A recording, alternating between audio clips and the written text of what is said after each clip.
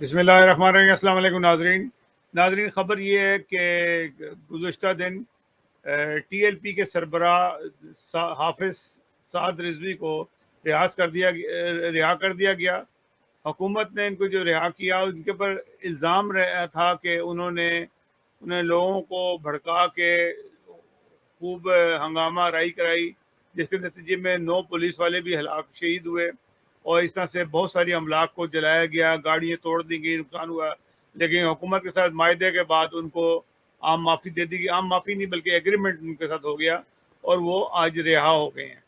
تو ان کو رہا گیا، ان کو جب جیل سے ان کو رہا کیا گیا تو ان کے استقبال کے لیے کوئی لوگ نہیں تھے، شاید ایک آدھ آدمی تھا۔ ان کو مسجد رحمت العالمین جو یتیم خانہ چوک پہ ہے، وہاں جب پہنچے ہیں تو وہاں پہ ان کے لوگ وہاں اکٹھے تھے اور انہوں نے ان کا استقبال کیا۔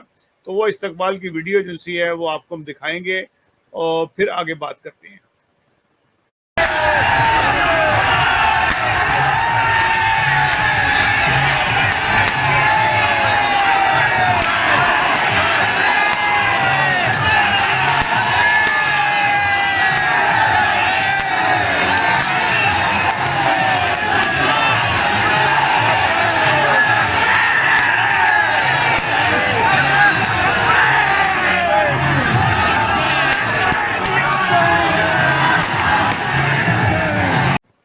جی ناظرین، آپ نے ویڈیو دیکھی، اور ویڈیو میں کافی لوگ وہاں اکٹھے تھے اور نعرے بازی بھی ہوئی، اور کافی انہوں نے اپنی کامیابی کا عزم دہرایا کہ ہم کامیاب ہو گئے حکومت کو نیچا دکھانے میں، اور حکومت نے ان کے مطالبات مان لیے، ان پہ جو الزامات تھے وہ بھی ختم ہو گئے، مقدمات بھی ختم ہو گئے، اور اس طریقے سے جو سعد رضوی ہیں وہ رہا ہو کے واپس آ گئے ہیں۔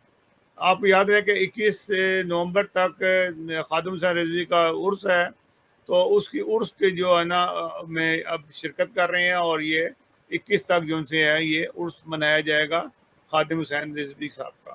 تو یہ ساری صورتحال تھی۔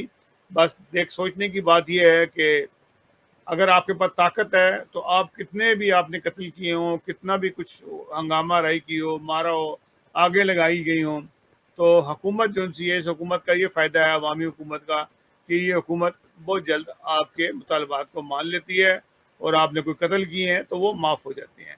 تو یہ تھی ساری صورتحال۔ آگے دیکھتے ہیں کیا ہوتا ہے۔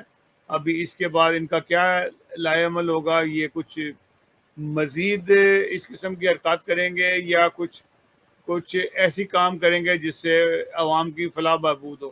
جیسے کہ میرے ذہن میں یہ ہے کہ اگر تو یہ اتنے بڑے عالم ہیں تو ان کی علمی قابلیت کا پورا فائدہ اٹھانا چاہیے، ان کے لیکچرز کو اسکولوں اور کالجوں یونیورسٹی تک لے جانا چاہیے، تاکہ بچے جو سے ہیں ان کے علم سے مستفیض ہوں۔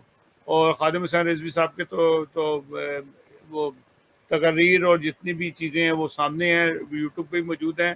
تو اگر ان کو لکھ کے کتابی شکل دی جائے تو اس سے یہ ہوگا کہ ہماری قوم کو بہت فائدہ پہنچے گا، کیونکہ عمران خان صاحب کے بھی یہی نظریات ہیں جو خادم حسین رضوی یا سعد رضوی کے تھے۔ انہوں نے بار بار کہا کہ ہمارا مقصد ایک ہی ہے لیکن ہمارا طریقہ کار مختلف ہے۔